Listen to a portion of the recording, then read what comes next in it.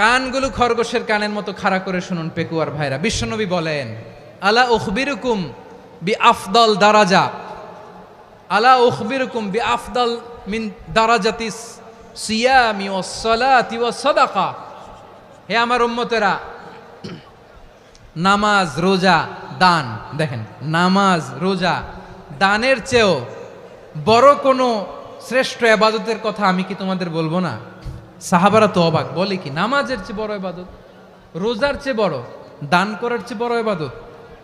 সাহাবীরা বললেন, বালা ইয়া রাসূলুল্লাহ। নবী বলেন, বিশ্বনবী বললেন, নামাজের চেয়েও বড়, রোজার চেয়েও বড়, যাকাতের চেয়েও বড়, সাদাকার চেয়েও বড় একটা ইবাদত আছে, আমি কি তোমাদের বলবো না? সাহাবারা বললেন, ইয়া রাসূলুল্লাহ, বালা, অবশ্যই বলবেন, সেটা কি? বিশ্বনবী বললেন, ইসলাহু যাতিল বাইন।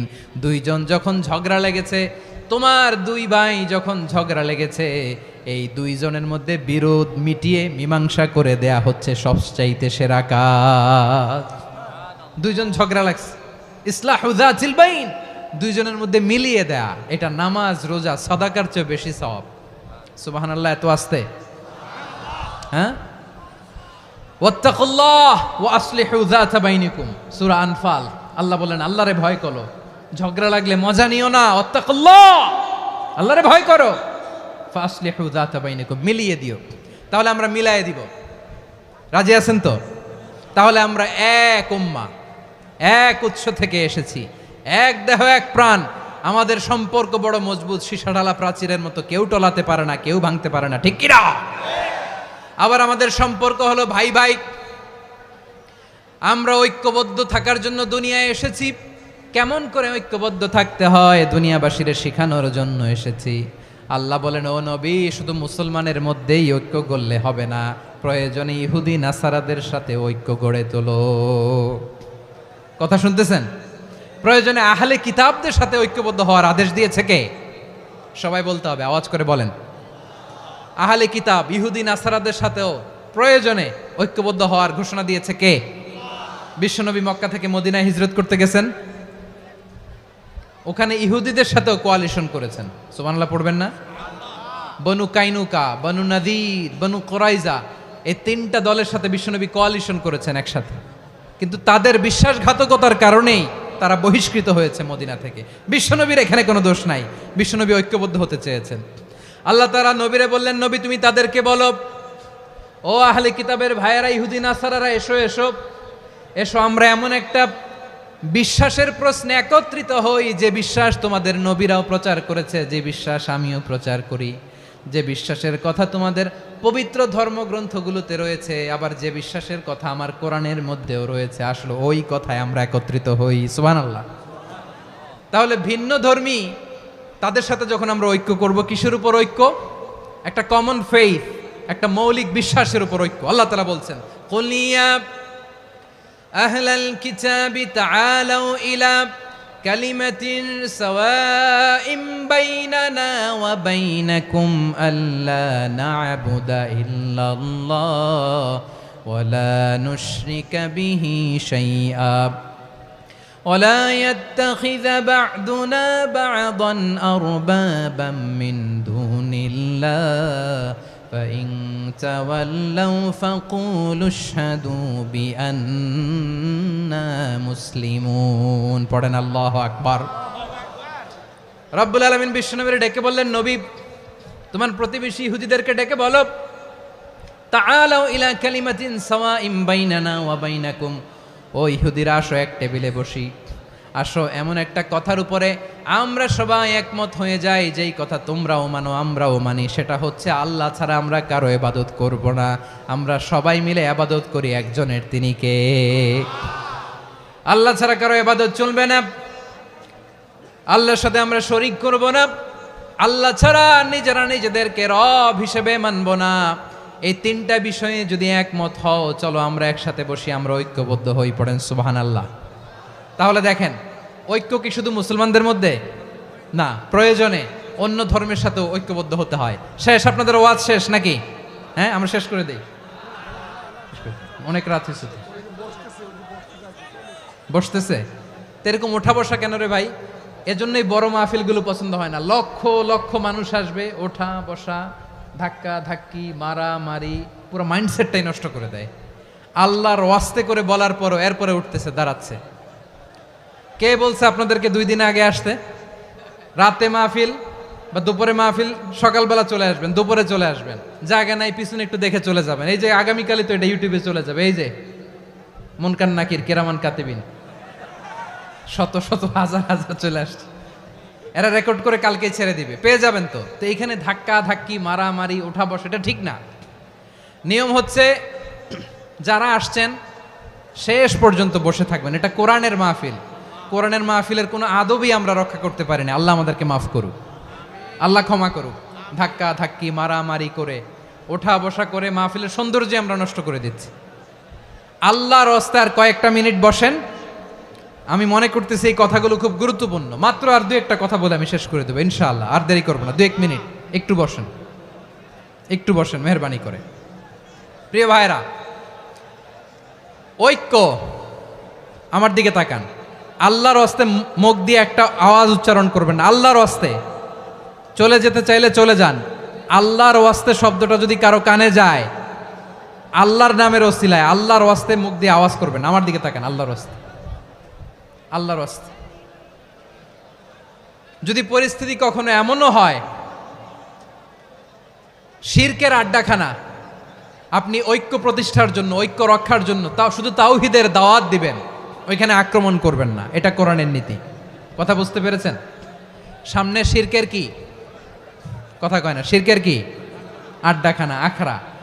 কিন্তু ঐক্য বজায় রাখার জন্য, গৃহযুদ্ধ এড়ানোর জন্য আপনি শুধু এটা যে শিরক, এটা হারাম, এটা থেকে তোমরা বেঁচে থাকো, শুধু দাওয়াত দিবেন, আপনি আক্রমণ করবেন না। এটা কোরআনের বিধান। সুবহানাল্লাহ কইবেন না? তো এই চমৎকার ঘটনাগুলো আপনারা শোনাইতে পারবো এরকম বিশৃঙ্খলা করলে। মূসা আলাইহিস সালাম আল্লাহর সাথে সরাসরি কথা বলতেন। ওয়াকাল্লামাল্লাহু মূসা তাকলিমা। সুবহানাল্লাহ পড়েন, আওয়াজ তুলে সবাই বলেন সুবহানাল্লাহ। এখন বনি ইসরাইল হচ্ছে পৃথিবীর সবচেয়ে গোয়ার জাতি। তারা বলে, মূসা তুমি যে আল্লাহর সাথে কথা বলো আমরা তো দেখি না, তুমি যে কথা বলো আমরা তো শুনি না, তো কি করতে হবে? বনি ইসরাইল বলে, আমাদের মধ্য থেকে 70 জন নিয়ে যাইতে হবে তুর পাহাড়ে। ওরা আয়েশা যদি কয় হয় আমরা শুনছি, তাহলে বিশ্বাস করব। কত বড় ডাকাত দেখছেন বনি ইসরাইল। এদের চেয়ে গোয়ার জাতি নাই। এত গোয়ার তুমি করেছে মুসা আলাইহিস সালামের সাথে। তুমি যে আল্লাহর সাথে কথা বলে আমরা তো দেখি, কি করব? 70 জন আমাদের বন্ধু বান্ধব যে যদি দেখে, তারা বললে ওকে আস, 70 জন আস। 70 জন নিয়ে গেল। মুসা আলাইহিস সালাম হারুন আলাইহিস সালামকে খেলাফা দিয়ে গেলেন, আল্লাহ ওনাকে নবী বানালেন। মুসা আলাইহিস সালাম বললেন, হারুন খবরদার, বনি ইসরাইলের মধ্যে তাওহীদের বাণী প্রচার করবা, ঐক্য ধরে রাখবা, বিচ্ছিন্ন হতে দিবা না। চলে গেছে। এইদিকে বনি ইসরাইলের এক দুষ্ট লোক ছিল, নাম সামিরি। কি নাম? সামিরি।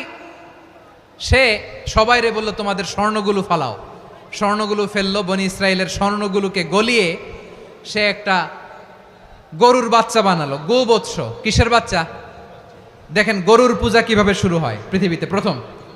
গোবৎস পূজা, গরুর বাচ্চার পূজা কিভাবে। সে স্বর্ণ গলি গরুর বাচ্চা করে, জিবরাইল আলাইহিস সালাম যে জমিনে এসেছিলেন, ওই ফেরেশতার পায়ের নিচের একটু মাটি সে বুদ্ধি করে প্যাকেটে রেখে দিছিল। সে গরুর বাচ্চা বানায় স্বর্ণ দিয়ে গলিয়ে ওই মাটি এটার মধ্যে ঢুকাই দিছে ভেলকি দেওয়ার জন্য। স্বর্ণ দিয়ে বানানো গোবৎস গরুর বাচ্চার গায়ে যখন সেই মাটি ছুঁড়ে দেয়া হলো, এখন বাছুরের ভেতর থেকে ভ্যাঁ ভ্যাঁ আওয়াজ আসতেছে। কি আসতেছে? সবাই তো অবাক। সামিরি বলে, আরে তোমরা যে 70 জন দিয়ে মুসা আলাইহিস সালামরে পাঠাইছো, ওইদিকে এত ঘুরতেছে, আল্লাহরে খুঁজে পায় না, আল্লাহ তো এটার ভিতরে ঢুকছে। নাউজুবিল্লাহ বলবেন না?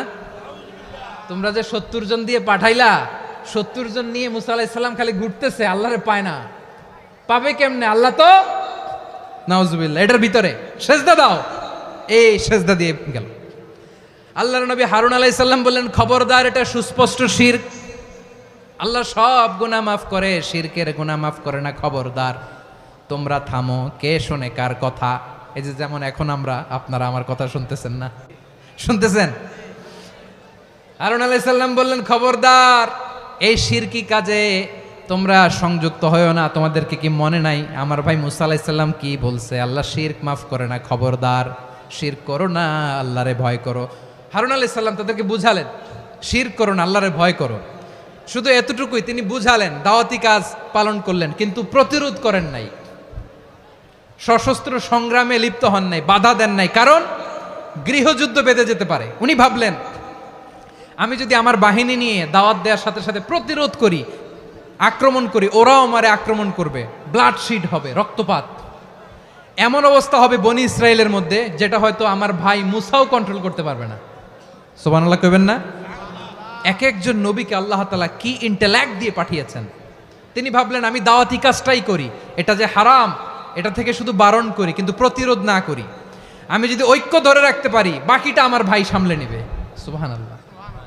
হারুন আলাইহিস সালাম প্রতিরোধ করলেন না, বনি ইসরায়েলের মধ্যে গৃহযুদ্ধ বেঁধে যাওয়ার আশঙ্কায় প্রতিরোধ করলেন না, আক্রমণ করলেন না, শুধু দাওয়াত দিলেন।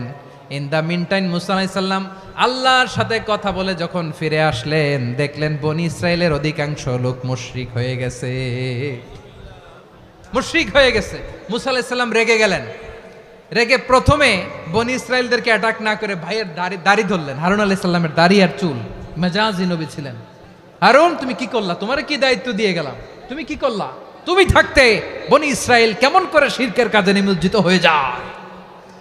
সাইয়েদনা হারুন আলাইহিস সালাম বললেন ইন্নী, কোরআন সাক্ষী, কোরআন থেকে কোট করছি, ইন্নী خشيت أن تقول فرقت بين بني إسرائيل ولم ترقب قولي।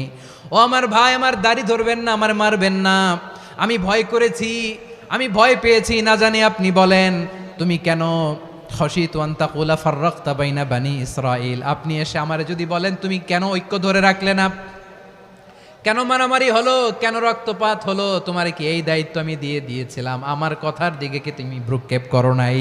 আমি যে বলছি তাওহীদের বাণী প্রচার করবা আর ঐক্য ধরে রাখবা, আমার কথা কি শোনো নাই? আপনি আমারে ধমকাবেন, এই জন্য আমি প্রতিরোধ করি নাই, আক্রমণ করি নাই, গৃহযুদ্ধ আটকানোর জন্য, কিন্তু আমি দাওয়াত দিয়েছি। সুবহানাল্লাহ পড়েন। ঐক্য ধরে রেখেছেন। মুসা আলাইহিস সালাম মুহূর্তেই সামিরীকে আক্রমণ করলেন, অ্যাটাক করলেন, শাস্তি দিলেন। মুহূর্তেই ওই গোবৎস গরুর বাছুরকে ভেঙে চুড়ে মেসাকার করে সাগরের মধ্যে ভাসিয়ে দিলেন। পুরো বনি ইসরায়েলকে আবার তাওহীদের উপর প্রতিষ্ঠিত করলেন। পড়েন সুবহানাল্লাহ। এই ঘটনা থেকে শিক্ষা কি? শিক্ষা হচ্ছে আপনি শিরকের আড্ডাখানা দেখলেও বৃহৎ স্বার্থে তাওহীদের দাওয়াত দিবেন, প্রয়োজনে আপনি ঐক্য নষ্ট করবেন না। সুবহানাল্লাহ পড়বেন না? তাহলে ঐক্যের গুরুত্ব বেশি না কম বলেন? আওয়াজ করে বলেন। ওয়াতাসিমু বিহাবলিল্লাহি জামিআ, আল্লাহর রশিকে আঁকড়ে ধরো। ওয়ালা তাফাররাকু, তোমরা বিচ্ছিন্ন হয়েও না। পেকুয়ার ভাইয়েরা আওয়াজ করে বলেন তো আদেশটা কার? এখন বলেন আমাদের ঐক্যবদ্ধ জীবনের দরকার আছে না নাই? এই যে ডক্টর মোহাম্মদ ইউনূস আমাদের লিডার, উনি যে আমাদেরকে জাতীয় ঐক্যের আহ্বান জানিয়েছে, ওনার আহ্বানে আমাদের সাড়া দেওয়ার দরকার আছে না নাই? রাজনীতিবিদদের যে ডাকছে খুশি লাগে নাই আপনার? আলেমদের ডাকছে খুশি লাগে নাই? আলহামদুলিল্লাহ বলবেন না? আলহামদুলিল্লাহ। সবাইকে ডেকেছে, ঐক্যবদ্ধ করেছে। আমরা ঐক্যবদ্ধ থাকতে চাই, আমরা ঐক্যবদ্ধ জীবন চাই, আমরা আর কাদা ছড়াছড়ি করতে চাই না। রাজি আছেন সবাই? এখন আমরা যদি ঐক্য নষ্ট করি আমাদের কি কি সমস্যা, কি ক্ষতি, কি কুফল? অনৈক্যের কুফল কি? কয়েকটা কুফলের কথা বলে শেষ করব। প্রিয় ভাইরা, what are the drawbacks and disadvantages of division, social and political division in the society, disunity? আমরা যদি বিচ্ছিন্ন হই, একে অপরের যদি মারামারি করি, একজন যদি আরেকজনের কাফের ফতোয়া দেয়, আমাদের কি ক্ষতি? শুনবেন? কথা কয় না, শুনবেন? এক নাম্বার ক্ষতি হচ্ছে আমরা যদি বিচ্ছিন্ন হই, আমাদের শক্তি কমে যাবে, আমাদের পাওয়ার আমরা হারাবো। আমাদের কি হারাবো?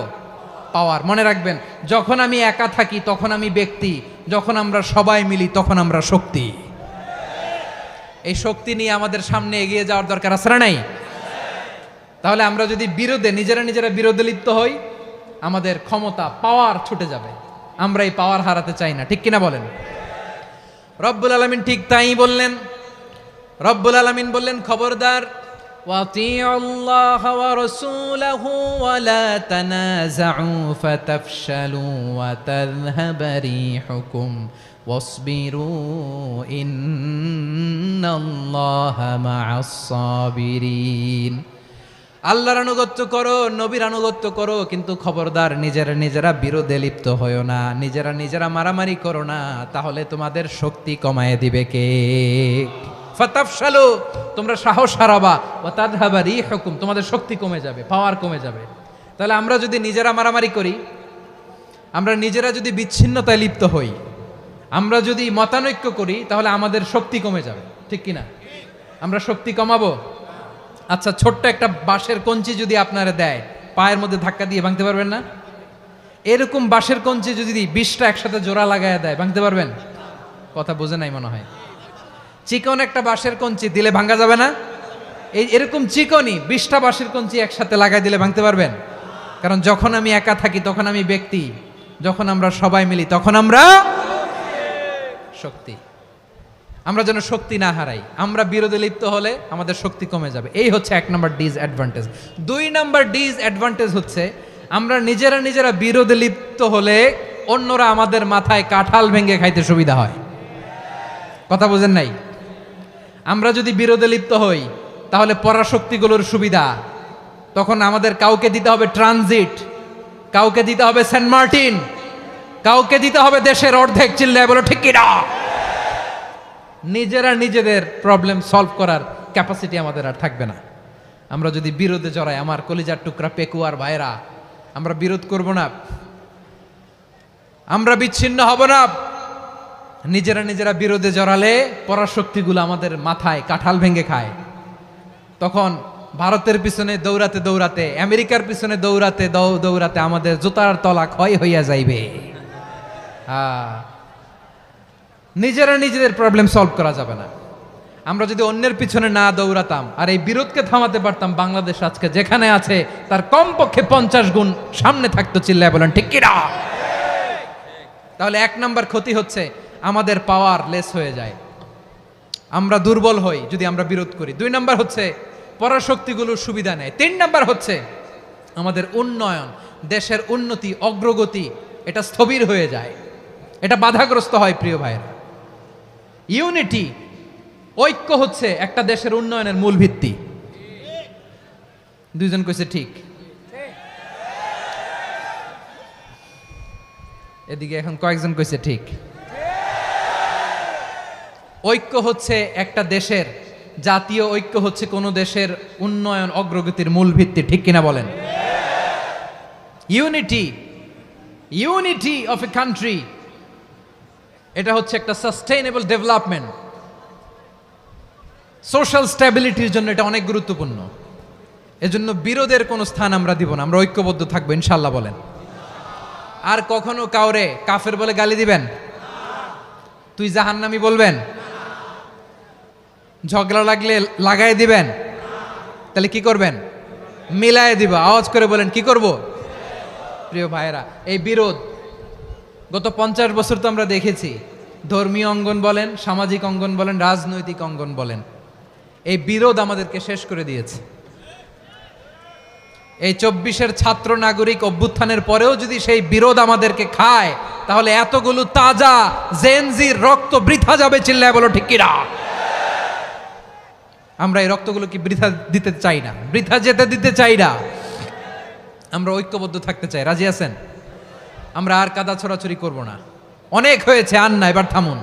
অনেক হয়েছে, আন্না। প্রথমেই আমি এদেশের সম্মানিত আলেম সমাজকে বিনয়ের সাথে অনুরোধ করব, আসুন আমরা ঐক্যবদ্ধ হই। আজকের এই পেকুয়ার ঐতিহাসিক তাফসিরুল কোরআনের প্রোগ্রাম থেকে আমি সম্মানিত আমার মাথার তাজ ওলামাদেরকে জাতীয় ঐক্যের আহ্বান জানাই। পেকুয়ার এই ঐতিহাসিক তাফসিরুল কোরআনের প্রোগ্রাম থেকে আমি আমার সম্মানিত রাজনৈতিক ব্যক্তিবর্গদেরকে জাতীয় ঐক্যের আহ্বান জানাই। অনেক হয়েছে, আন্না। আধিপত্যবাদকে রুখে দিতে হলে, বাংলাদেশের বিরুদ্ধে যে কোনো ধরনের ষড়যন্ত্রকে রুখে দিতে হলে জাতীয় ঐক্যের কোনো বিকল্প নাই। চিল্লায় বলো ঠিক কিনা?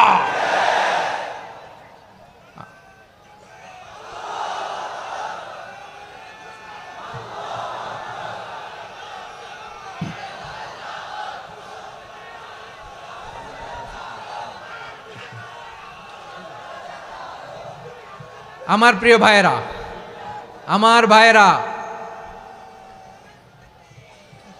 আর কাদা ছড়াছড়ি করব না ইনশাআল্লাহ। বলেন আল্লাহুম্মা ফারশাদ। আল্লাহ তুমি সাক্ষী থাকো, আল্লাহ তুমি তৌফিক দাও। আওয়াজ করে পড়েন আমিন। আর একে অন্যকে কাফির বলে গালি দিব না, ঠিক কিনা বলেন? রাজি আছেন? ধ্বংস করে দিয়েছি আমরা আমাদেরকে। আপনারা হালাকু খানের নাম শুনেছেন? মঙ্গল অধিপতি হালাকু খান বাগদাদের আমাদের বিশাল দারুল হেকমা লাইব্রেরিকে ধ্বংস করেছে। 10 লক্ষ মুসলমানদেরকে কচুকাটা করে গণহত্যা করেছে। জানেন, আমাদের সভ্যতা সূতিকাগারের কেন্দ্রবিন্দু ছিল বাগদাদ। ইরাকের বাগদাদে যেদিন সে রক্ত নিয়ে হোলি খেলা করে, রক্তের হোলি খেলা যেদিন হয়, ওই দিনও বাগদাদে বাহাস চলতেছিল। আমাদের বাহাস কি চলতেছিল? আপনাদের এলাকায় বাহাস আছে?